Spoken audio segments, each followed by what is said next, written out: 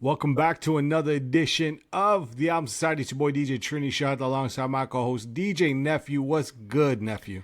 Not a whole lot, man. Just keeping busy watching these series, man. Watching the build up to the World Series. You excited?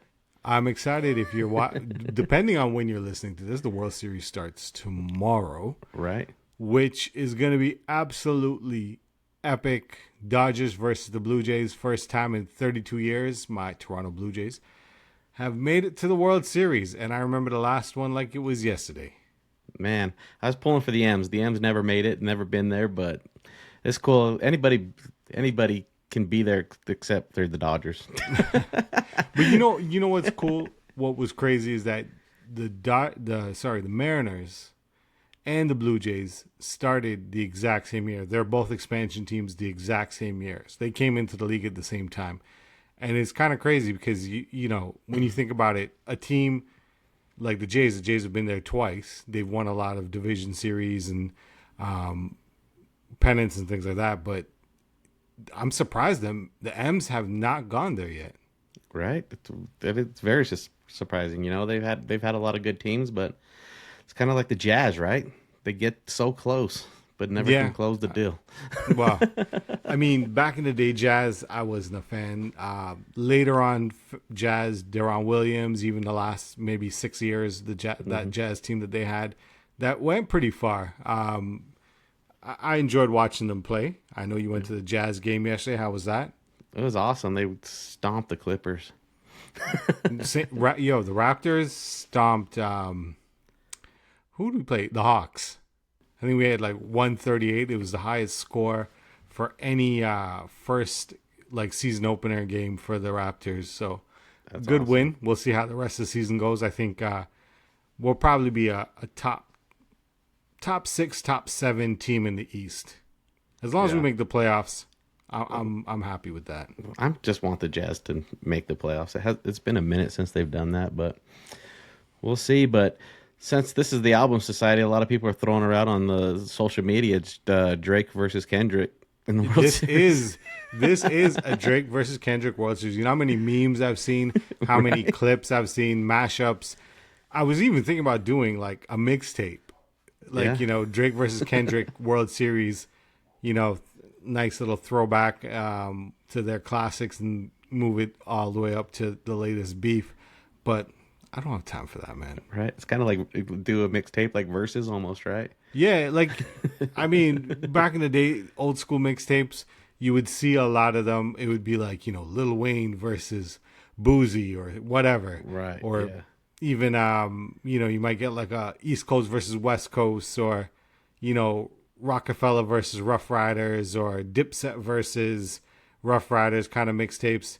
Yeah. I would love to do one, but it's the time. And, you know, if you knew in advance, okay, this is what's going to happen, and if I had the time, it actually would be a pretty good mixtape to drop. Yeah.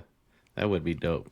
Speaking of verses, what you think about what is it? We got Cash Cash Money? Money. Yeah. Did it happen? Because No. I've been so out of it. I know it's planning on planned. happening. Yeah. Yeah. Cash It's Money planned. versus No Limit. Yep. I kind of want to go with No Limit for this one. I don't know why. I don't know. If Wayne doesn't show up, no limit all day. I mean, I love Wayne. I think initially I wasn't the biggest fan of Wayne when Wayne first came out. I mean, I love like the music was good. I think it was only until the Carter 2 is when I really took Wayne seriously. Carter 2, Carter 3, where I enjoyed his albums. So, for some reason I was always a fan of Master P Yeah. and No Limit. I think it was just maybe it was the album covers. The album covers were just so over the top. You know, I don't know what it was, but They were over the top, They but stood the funny they thing stood is out. they stood out. But the funny thing is, I guess at the time before you know Master P and even Cash Money, before they blew up, they would always be on the last few pages of the Source or any of the hip hop magazines, and you would see these like album. It would just be ridiculous covers, or it'd be like a page with like 6 different album covers, and some of the artists you'd be like, who is this, you know? But in hindsight, Master P is a genius. Right. He was an absolute genius. Even Baby, there were geniuses, marketing, selling. I listened to a podcast, but I also saw a documentary on No Limit, and they were talking about Master P, and Master P talking about how he never actually signed, like the record deal he signed, he still had majority control. So at the end of the day, they were making money. Like he was making money. And then when you signed to No Limit, I don't know if you've seen that documentary that they did on BET. It was like a 5-part documentary on No Limit. When you signed to Cash Money, you got a house because they lived in a gated community. So you got a house and a car. Like that was your signing bonus. Plus you probably got some change on top of that. Right. So they took care of you. So at the end of the day, if your album flopped, you had a house and a car to fall back on, which is taking care of your people. Yeah. One App Podcast, probably the original hip hop podcast. If you haven't listened to it, go back and, I mean, it's been on for the last maybe 10, 15 years. But Peter Rosenberg, Cypher Sounds, they had an interview with Juvenile the other day. And just hearing the background, the origin story of Juvenile and how he got signed, it's crazy. Absolute crazy. So shout out to all the Louisiana artists, man. They all hustle hard. They did good. They made some for themselves coming out of their situations. But I gotta say, big up that Bone Thugs hat. That's a little fresh. Yeah, that's dope. I picked it up off their website. It's pretty dope, and just found out 2 days ago they're coming through in February. SLC? Yeah, so they're coming through. It's gonna be pretty dope. So that's dope. Yeah. I wonder if they're actually gonna come to Tampa. I haven't been to a show, a concert, in a minute. So, man, seeing something like Bone Thugs would definitely be. Yeah, I had tickets to them about 3 years ago, but then they canceled because of maybe 4 years ago, because they canceled to go do verses to go get in a fight with 3-6 Mafia. Those are classic. I remember that verses. Yeah, 3-6 Mafia, Bone Thugs, classic groups. I think we gotta do some album reviews, some 3-6 Mafia, maybe some. Right. I think I have East 999. Yeah, it's on the wheel. It's on the wheel. But anyway, today's show. Yeah, one more second before we jump into that amazing album. I sent you a video of Tag Team doing their thing, dude. Those guys, they were a halftime entertainment at the Jazz game. What'd you think about Tag Teams still out there putting in work on their one hit wonder? I was surprised. Right? I was surprised. I mean, that was a song, though. I think that came out like around NBA at 52. Like, that was all over the place. Right. It was class. I was like, man, we're here at the home opener, and here comes Tag Team. Did they announce it like beforehand? Did you know going into the game? I did not know. They were doing the halftime? No, I just was sitting there at the halftime, and they said, well, we're proud to announce Tag Team. I was like, there's no way it's really them. And then, boom, the beat dropped, and there they were doing their thing. I got to say, big up to Tag Team, man. Tag Team back again. Classic 90s. You can say the first whole. You can spit that whole first 16 bars. Everybody can.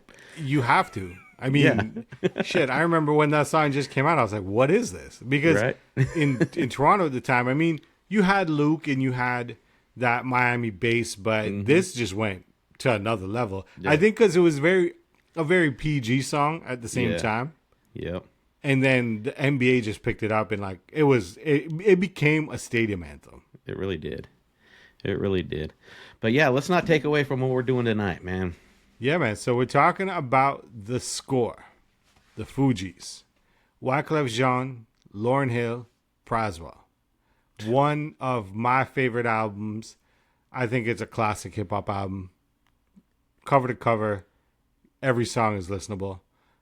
This was their second album and their final studio album. So go figure. Right. But this stands the test of time with the songs. Then Lauryn Hill went off and she did The Miseducation of Lauryn Hill, which is probably arguably one of the greatest hip hop R&B albums of all time. Mm-hmm. And as well, Wyclef went on and did the score, or not the score, the Carnival. There's also the Refugee Camp All Stars albums that came out after the fact. So for this being their final group album, absolutely amazing. I think I slept on the first album when it came out. The biggest track from there, I only really remember was Mona Lisa. But outside of that, this album was nominated for the 39th Grammy Album of the Year. But Yeah. let's go into the track listing. So, first of all, what's your overall consensus of the album? Well, so getting into this album, you had a lot more depth in it. You had more of that Haitian style sound that comes through on this album, right? You were already in the mix. Coming out from the West, being out here on the West Coast with some, just the funky beats, the Dr. Dre beats and things like that. This album took time, a lot of time to grow on me. It wasn't like, oh man, I'm bumping this every day because it's dope. I was just kind of like, all right, that was cool. But then as the years went on and those artists went solo, and then you're like, wait a second, these guys are all epic. And then you hit the rewind button, you're like, okay, this was doper than I anticipated it. And I shelved it, but now it's a classic in my books. Yeah. Some of the accolades: Soul Train nominated album of the year, Grammy nominated album of the year, best rap album. They won best rap album at the Grammys in '97 for this. The album came out itself in 1996. It was recorded in '95. This was definitely, I would say, my grade 10. Grade 10, like, just, I think every song on this album. Yeah. I don't think I had the CD. I think I had the tape. But this was definitely in my Walkman, on the bus to school, on the way back home from school. I think I used to deliver the newspapers then too. So Right. definitely played this while delivering some newspapers. But yeah, let's jump into the track listing. Right off the bat, Wyclef with the intro. Straightforward. I think we've talked up and down about these 90s albums and their intros, and just setting the tone and setting the mood. And then we go straight into how many mics do you want to rip on the many. Yeah, like that is the quote that we have. It's just everybody knows that quote. When that line drops, everybody just knows that line. Like, how many mics do we rip, right? Like, Yeah. this is straight kind of like a battle track right off the It gate. is. It's like, okay, we're locked and loaded. We're ready. But I think this speaks to the what's the word? I would say the stylistic, the eclecticness of, it is eclectic, but the eclecticness, even if that's a word, but how eclectic the Fugees are. They can go into a battle, they can then come back and hit you with a classic R&B song, and then hit you with a dancehall song, and then come back and rip you into place with another battle song. So how many mics? Written by Pras, Wyclef, Lauryn Hill. Everyone pretty much had their hand in almost every track on the album. We went into the first track that made actually, this would be the second track that I think that got pushed out on radio play, which was Ready or Not. Yeah. Ready or Not, dope. I think the style, the video was kind of like what was it? I think they were like undercover spies kind of vibe, Yeah. if I'm not mistaken. But that beat, just the keyboards, the pianos, and then there's a few other R&B artists. I think it was Carl Thomas, if I believe, redid a song on the same beat. But Ready or Not, one of my favorites. It really is. And then once again, it goes back to that whole Haitian thing. They have the refugees in their in that video. That video was just like you said. It was all the spy mentality, but then also kind of showing the real things with the real world situation. So it was well mixed. It was mixing, and you got to give it to their whole team, because it's very much of a family affair when you come to the Fugees, and everyone putting in their input into the album. A lot of it was actually recorded in Wyclef's uncle's basement in New Jersey. Really? So that's kind of cool. It shows that everyone had, the family played a part. Yeah. Then, what was I going to say? The sample, actually, if you didn't know, and if you know, Enya, which is kind of like that, I don't know, coffee shop kind of vibe. Yeah, Very. How do you say Enya's music? It's kind of like I don't know. It's kind of like quite, Bjork. Yeah, And we're aging ourselves because we're talking Yeah. about Enya and Bjork and shit like that. But flutes and it's elevator music almost. Elevator. I guess it was car music on the oldies station back in the day, or like the oldies pop station. Yeah, but yeah, it's very. I would say early coffee shop music. Yeah. Right? Something you might have heard in Starbucks or some random like hipster coffee shop. For sure. Or I guess the term in those days would be a yuppie coffee shop. Right. In the early Smelling 90s. It'd be smelling like patchouli and everything else. Yeah, you never know, right? But that was sampled from Enya or Anya. And is it Enya? Anya? Enya, yeah. So that was sampled from Enya. Then we went into Zealots, where I think Lauryn Hill absolutely killed it. Like, I think her verse killed it. Yeah. She, how do we say? She hit key notes throughout the track. It almost built with her lyrics. They got stronger and stronger as the track went on. So she definitely did multi-layering raps on this and brought it out to the full frontal. I just don't know really how to explain it. It's just, I guess, just the build up to the climax of the track, right? Mm-hmm. So she just, yeah. And then, I guess I never put two and two together, but like, this is Lauryn Hill from Sister Act 2, right? You didn't think about it, but Lauryn Hill was in Sister Act 2. And if you guys haven't seen Sister Act 1 or 2 or 3, go back and watch it. And I've seen one. watching 2 is actually the better one to me. One of the dudes from City High was in Sister Act 2 as well. He was one of the singers in the choir.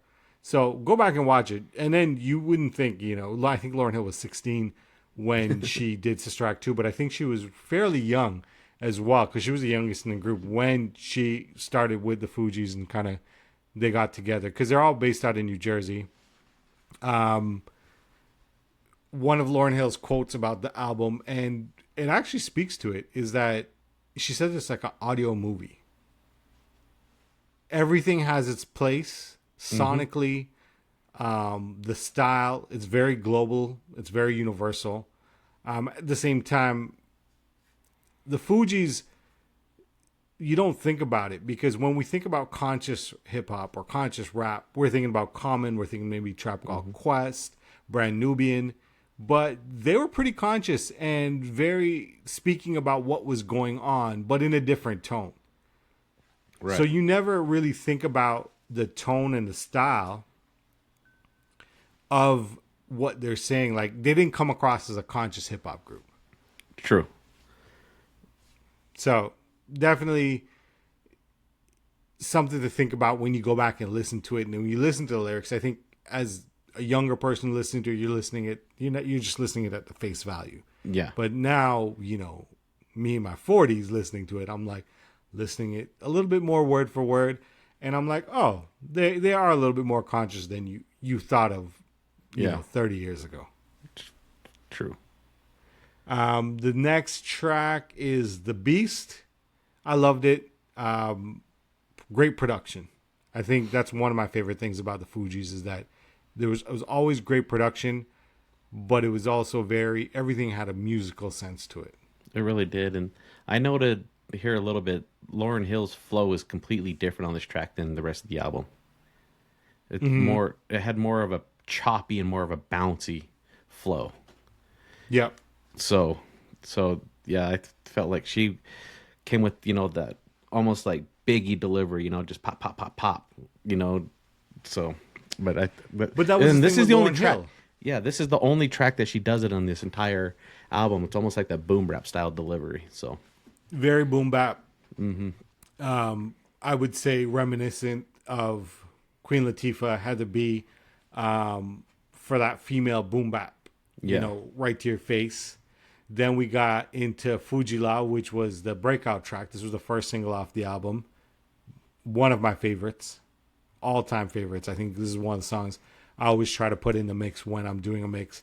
Just it's a classic. I think it's an easy song for anyone that's not a huge hip hop fan to, jump into. But just the vibe itself, absolutely yeah, amazing. it really is. Yeah, it's an awesome thing. And then when I did a little research on this track itself, the whole thing was filmed in Jamaica as well. So Yeah. how can you not mess around with that Caribbean vibe? You know, this song literally, you can be listening to Deadass listening to the middle of January here in Utah in the snow, and you're like, it puts you on the islands, dude. It really does. It just has that sound. You just close your eyes and boom, next thing you know, you're in Jamaica. Yeah. And I heard, so I'm looking at this. It was produced by Salam Remy. Shout out to Salam Remy. And they were working on a song for Clockers, and the song never came out. And Wyclef was like, yo, play that beat you did for Fat Joe. And I think Fat Joe on the Joe and Jada podcast talked about it, was that this beat was for him. Really? This was a Fat Joe beat. And I don't know if Joe just slept on it or didn't pick it up, or it was just kind of in the back catalog. Because I've always heard different stories about like producers. They would go and they'd be like, here's 10 songs. Pick one. And then someone might just be slipping on it. And then, someone else comes like, yo, I heard that beat. I'll pay X, Y, and Z for it. Right. And I mean, if you're a young producer or a struggling producer, or you're just trying to make money, I mean, that's your job. And someone's like, yeah, all right. And, there's somebody's going to be upset about it. Somebody's going to be upset. But it delivered. It delivered, I think. All the way around. When I first heard this and I saw the video, obviously because it was filmed in Jamaica, Caribbean, it just stood out right to me as being like from the region, being Caribbean and seeing a hip hop video. And I was like, damn. I'm like, all right, this is cool. This I can fuck with this. Right. And I think that was like one of the songs that just right off the bat stuck to me. Then we got into Family Business featuring John Forte, so we're getting a little bit more of a taste, and Omega a little bit more taste of the refugee camp.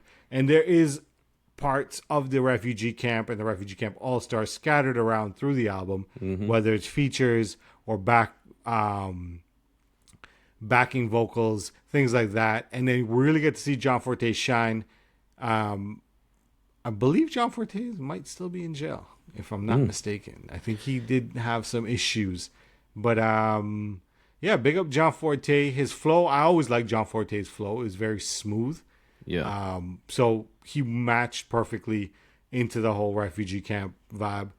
Then we go to track 8, which obviously... Yeah, Family Bit before track 8, I felt like the lyrics and the deliveries on this track were the best in the entire album. You think so? I think so. The deliveries on all of them was probably the best. You know what? I can agree. I can definitely agree. Probably not on my top 3 or 4 of the album, but definitely in the top 5. Yeah, the deliveries were just dope around, and then going to the next song. This song is, everybody knows this song. This song, I think, is what turned them from being mainstream hip hop to like global. Like, and this is obviously, we know it as a Roberta Flack song. This was a second single. So it was released in 96. Fujila came out December 95. This came out, I believe, I want to say spring 96. Let me check. Because the album came out in 96. Fujila came out before the album came out, which is what was generally done to build your hype before your album drops. And I think there was probably a lot of people that might not have been a huge fan of Fujila, right? But once you heard Kill Me Soft, you're like, yo, I'm gonna get this album, like, right. And I think it drew a lot of extra sales for them. in that sense, but looking at it here, it hit U.S. radio April 23rd, 1996. It was produced Rough House Columbia Records. It took a while to end up on the Billboard Hot 100, but the UK, it broke the most. It spent the most time on a radio plays in a single week in '96. So crazy. Yeah. It definitely picked up big play across the pond, I should say. It does take a sample from Bonita Applebaum, Trap Called Quest, if you didn't know, but also Kill Me Softly is a Roberta Flack song. But the beat, just, you hear Lauryn Hill kicking a little a cappella, and then you get the beat kicks in, then everyone else kicks in.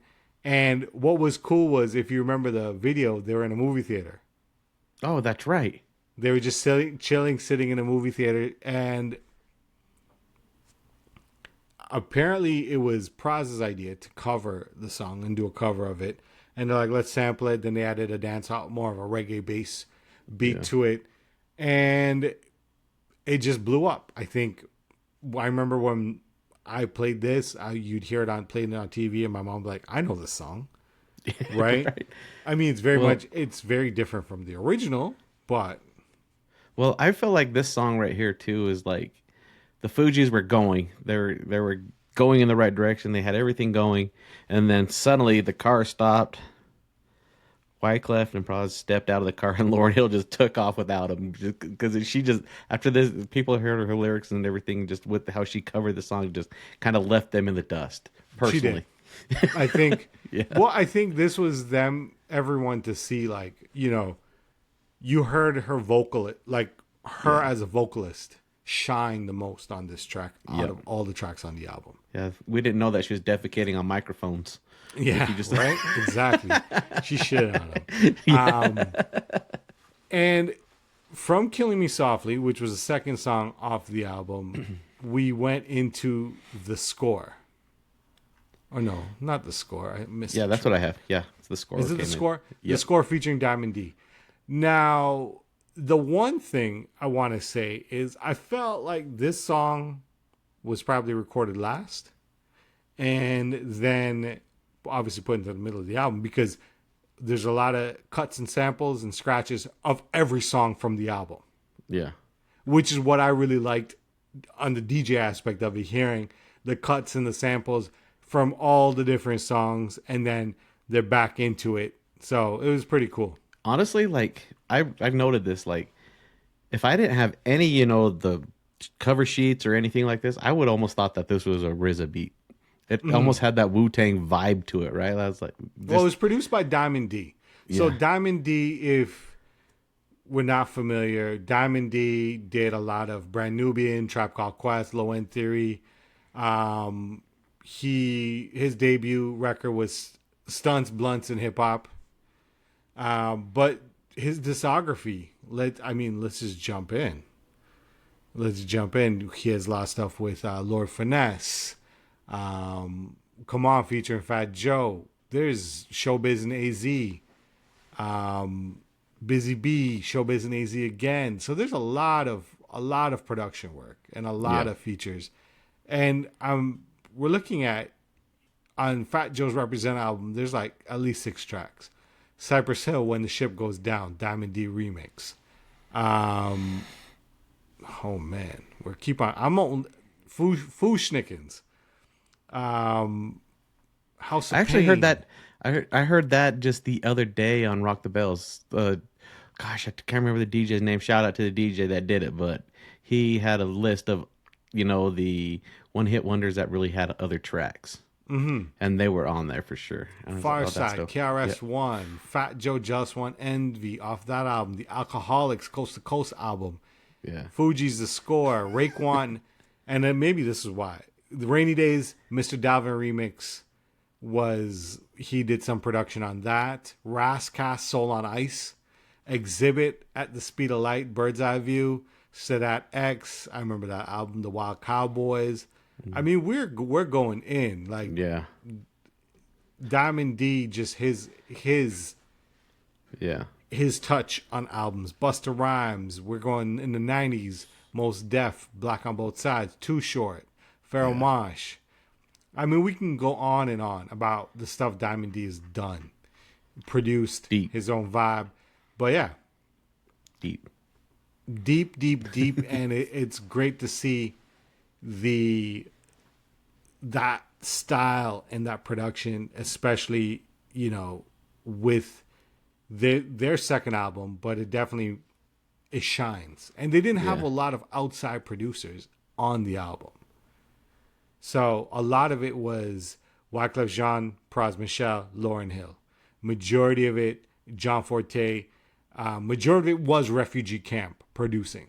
Yeah. And if anyone's listening and you have any other tips or any other comments on my breakdown of this, please let me know. Because sometimes we might need to be fact checked.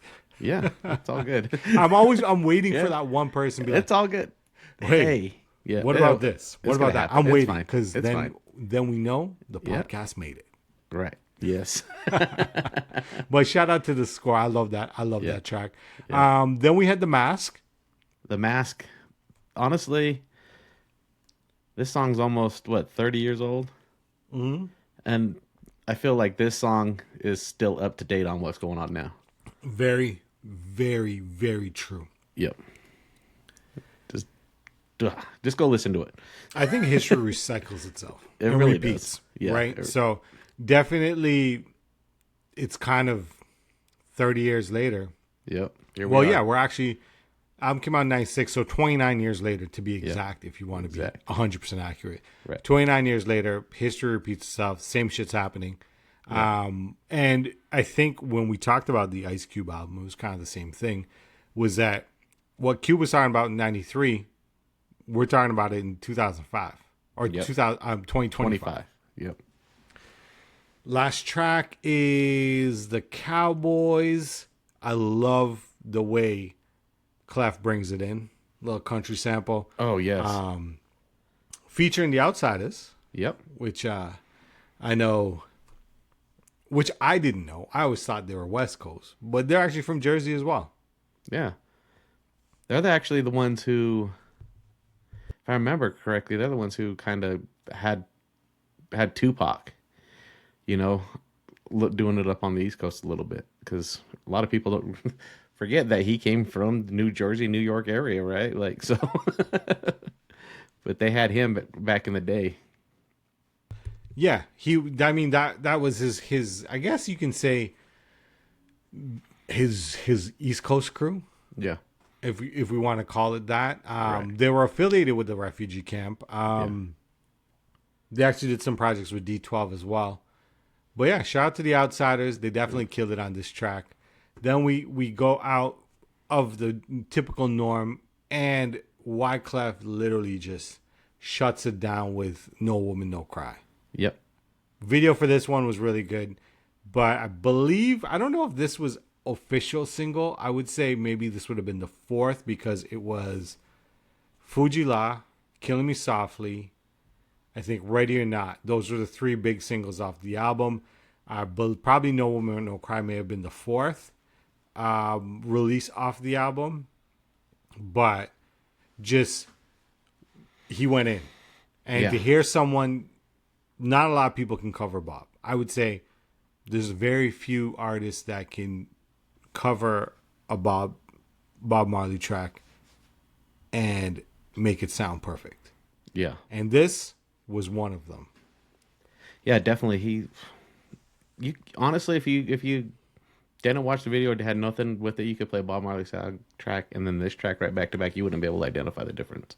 Mm-hmm. Honestly, it was that well done. It was well done. Great production, produced by Wyclef, Lauryn Hill, John Forte, Pras. But yeah, it was dope. It was a good remix, a little bit of a modern version to the original, changing it up, talking about what's going on in Jersey and things like that. Mm-hmm. But loved it. And then we ended out with Manifest, which is an outro / intro, or sorry, track / outro.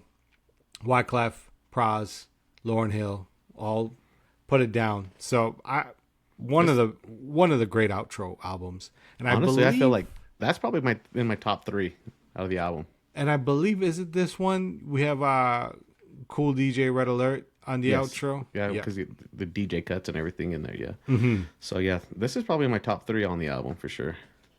The outro. And if you were lucky to get the CD, there was some bonus tracks. There was a Fugees Refugee Camp remix featuring John Forte. The one remix that I really liked was the Fugees Sly and Robbie remix, which was more of a dance hall remix. Love that version. And then there was Mista Mista, and then the Fugees Refugee Camp global remix. A little bit more on a global vibe, but out of the bonus tracks, my favorite was the Sly and Robbie Fugees remix, just the bass line. That Sly and Robbie bass line killed it. Yeah. It's dope. Let's see here. But outside of that, I mean, you have... Oh, if you didn't know, the intro had Red Alert, and I believe he was the mayor of New Jersey, or one of the cities in New Jersey. Is it Newark? Ras Baraka, who was a poet and a spoken word artist at the time. Sorry for my shaking. No. But yeah, he's on the outro, or he's on the intro, or he's in the intro. Red Alert is on the outro. Young, at the time, young New Jersey artist, has uncredited vocals on the Sly and Robbie remix, which is Akon. I never knew that until going through the kind of discography of the album. So kind of cool, because I think sometimes we forget Akon is from Jersey. I don't know. I think when he came out, I didn't really know where he was from. He didn't have that. He wasn't East Coast. He wasn't West Coast. I thought maybe more Atlanta when Akon first came out. But yeah, but definitely one of the better albums of '96. One of the overall just global albums, I would say. Wyclef, global artist, but Wyclef went global. Lauryn Hill went beyond stardom. I can't say I'm a big Lauryn Hill fan now because I bought tickets for the Refugees, the reunion show. Oh, yes. The one that made social media. And it canceled twice. Thank God I got my refund. But still, I'm still salty about that. Ugh. Because I wanted to, it was a miseducation of Lauryn Hill, I think, anniversary tour. But at the same time, they had everyone in the refugee camp, or the Fugees. The Fugees were there. And also they had YG Marley, her son. And it was supposed to be dope. It was supposed to be a dope show, and it got canceled. The 2 times they came to Tampa, I was like, yeah, all right. I'm like, the first time it canceled, I was like, all right, cool. I was kind of borderline. I might not be able to make it. Second time we got tickets again, got good seats, and then they're like, yeah, show's canceled. Yeah. What can you say, though? It's kind of like, yeah, we're dealing with that here in Utah. One of the shows got canceled, and everybody's losing their mind. For the same Fugees? Well, no, it was a weather delay. See, weather's one thing. Yeah. But then when there's not a weather delay, and I think these shows were the first time they did was December. The second time might have been in the spring. Spring in Florida, we don't have any rain. December in Florida, we don't have any rain. There's no weather delays. You know what I'm saying? So yeah, it kind of sucked. I really wanted to the Fugees, I think, one of the groups that, as a group, I would love to see live. Yeah, that'd be so sick. Hopefully, maybe they do a residency in Vegas or somewhere. Yeah. And they're going to be there. Lauryn Hill's going to be on time. I think it was recently she did a show and she came on at I think this was sometime this summer. And she came on at 2 a.m. It was Essence Fest.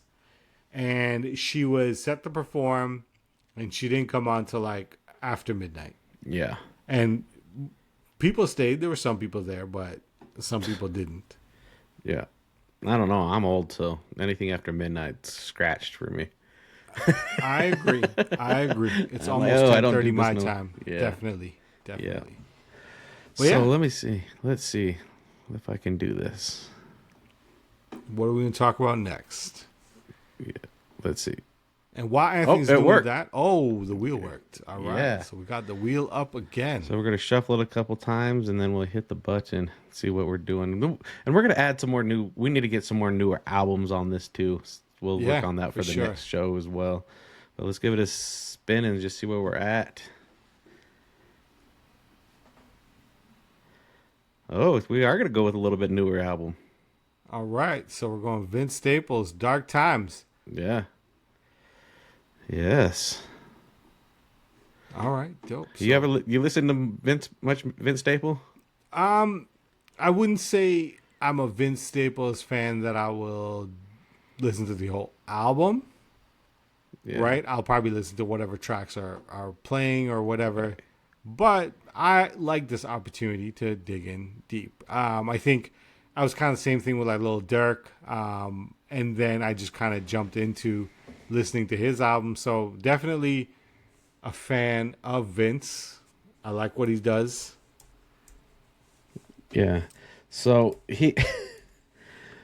so one of his most famous lines that he said in one of his raps, he says he's still ratting and ratting with the snub that shot Ricky. If you don't know, if you haven't watched Boys in the Hood, that's where that reference is, and I was like, whoa, that's on the gangster tip right there. Vince, but I think Vince, he's a likable guy, right? I watched the Vince Staples show. I don't know, did you ever watch that? No, he had a show, huh? It was on Netflix. Really? It came out last year. You got to watch it. I'm gonna have to watch it. That's a precursor to listen to the album. Watch Okay, it. then I'm gonna watch that. Yeah. Because when did this album come out? And Vince has actually acted a lot. Yeah. What was it? Dark Times, right? Yeah. So Dark Times is 2024. So I don't know what came first, if it was Dark Times or the TV show. But definitely actually excited to check out this the Vince album. So Yeah, he has a whole different. He's not 100% West Coast. Like he's not what you expect to be West Coast, Yeah, but he's exactly. not East Coast. He's paved his own lane, and I think that's what caught me off guard because I didn't really dig into like Vince like from his early days, but I didn't actually know he was a West Coast artist until later on. Yeah, I seen him live, and honestly, man, I've never seen. This is the kind of vibe he has with his crowd. We're probably sitting, I don't know, it was probably about 4,000, 5,000 people at this venue. He came on as soon as that bass hit. I've never seen so many girls grab their knees and just drop it, dude. It was so weird. I was like, whoa, is this what we're doing tonight? And this was in Utah? It was in Utah. I was like, whoa, this is crazy. That's dope. Actually, this is actually interesting because I just pulled up Vince's info. We went from one Haitian group. Well, Wyclef and Pras are Haitian. Mm-hmm. Vince is actually family's from Haiti. Oh. There we go. Something we didn't know. Nope. It's getting ready. That's kind of why I like this too. You learn something new, and then as we dig deeper, it kind of just rabbit holes itself, which is cool. Yeah, apparently his family went from Haiti, went to Eastern Canada, then they went to Louisiana.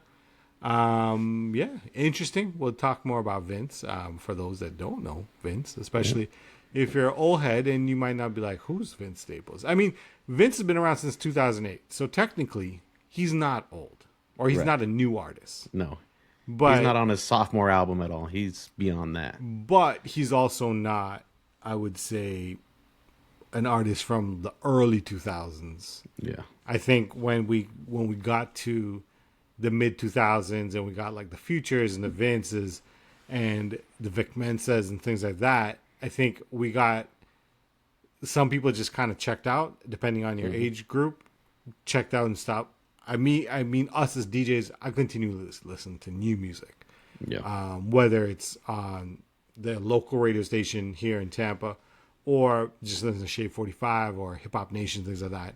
I still love, 667 Fly. Shout out to 667 Fly.